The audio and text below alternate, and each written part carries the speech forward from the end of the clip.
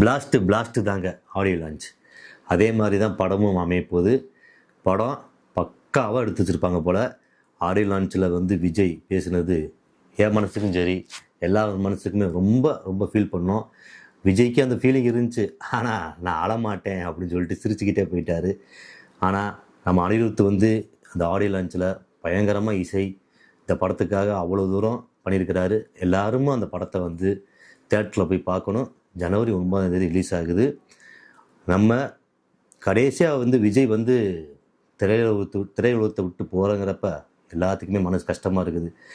இதான் எனக்கு கடைசி படம்னு சொல்கிறப்பலாம் ஏன்னா நான்லாம் ரொம்ப ரொம்ப ஃபீல் பண்ணிட்டேன். ஏன்னா நான்லாம் சின்ன வயசுலேருந்து அவருடைய படத்தை கிட்டத்தட்ட ஒரு 5-6 டைம் நான் ஒவ்வொரு படத்தையும் நான் பார்க்கக்கூடிய ஆள். ஏன்னா அந்தளவுக்கு நான் தீவிரமான விஜய் ரசிகர். பிடிச்சிருந்தா எடுத்துக்கங்க, இல்லைன்னா விட்டுருங்க.